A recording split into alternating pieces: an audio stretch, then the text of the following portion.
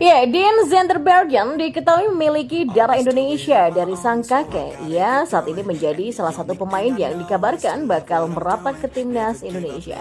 Ya, PSSI kebut proses naturalisasi Ragnar Oratmangun dan Nathan Choaon, dan ini adalah alasannya. Informasi bola selanjutnya, Altaf Indi Alrizky bisa jadi tambahan pemain timnas U23 Indonesia untuk Piala Asia U23 2024 andai dipanggil Sinteyong. Dan timnas Indonesia pernah punya striker naturalisasi yang disegani di Asia. Sayang, karirnya di skuad Garuda berantakan. Berikut kami akan coba rangkum berita terbaru dan terhangat seputar timnas Indonesia. Simak kabar selengkapnya di kanal Berita Bola hanya untuk Anda.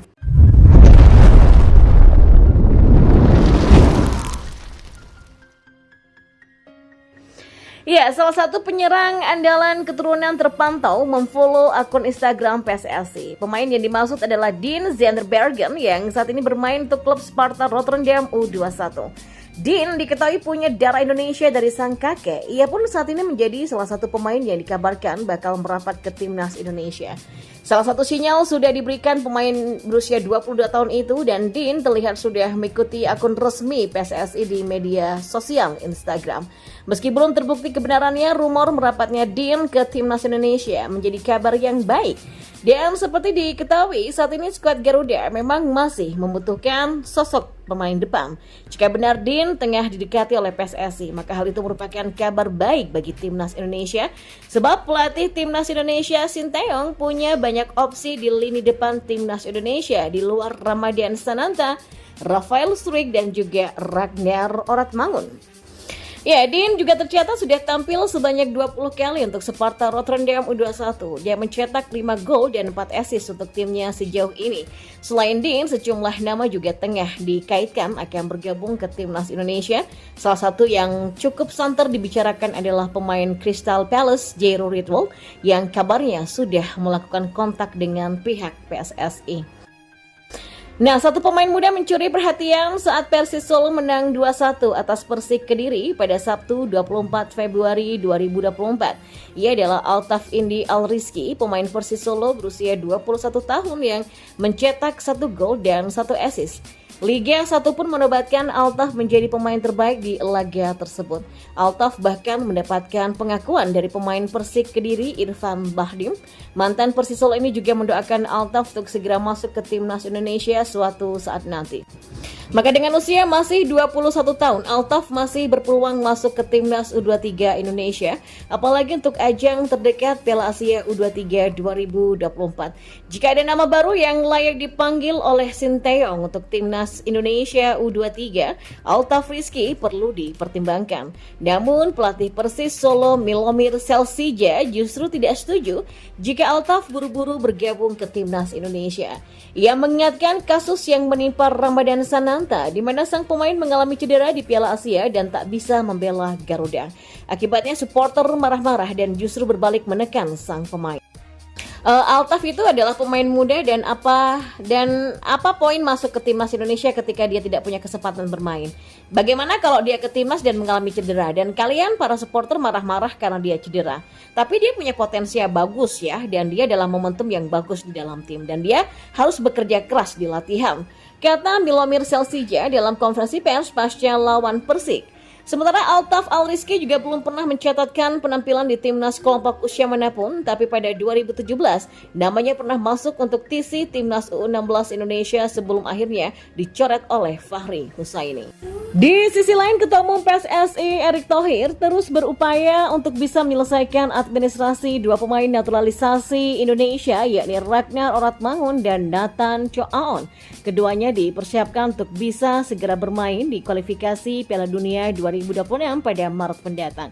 Erick mengungkapkan bahwa saat ini pihaknya tengah berpacu dengan waktu untuk bisa segera menyelesaikan proses naturalisasi kedua pemain itu.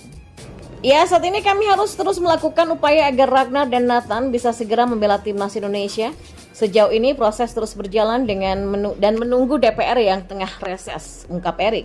PSSI berupaya untuk bisa tampil maksimal menghadapi Vietnam di laga lanjutan kualifikasi Piala Dunia 2026 mendatang.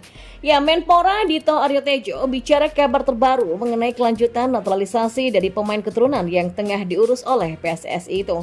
Menurut Dito Aryo Tejo, proses naturalisasi ini masih tersendat karena DPR sedang masuki masa reses hingga Maret 2024. Janji Dito Aryo Tejo, proses naturalisasi akan dikebut saat masa reses berakhir. Sejauh ini ada 4 pemain keturunan yang menjadi calon timnas Indonesia. Mereka adalah Nathan Choaon, Martin Paes, Ragnar Oratmangun, dan Tom Heye. Khusus untuk Nathan Choaon, dia hanya tinggal menunggu sumpah saja.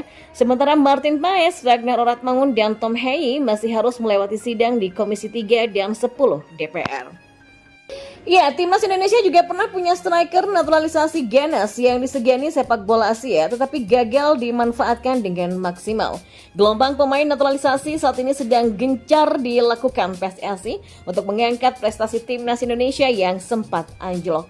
Perlahan, program tersebut mulai menunjukkan hasil dengan timnas Indonesia untuk pertama kalinya lolos ke babak 16 besar Piala Asia.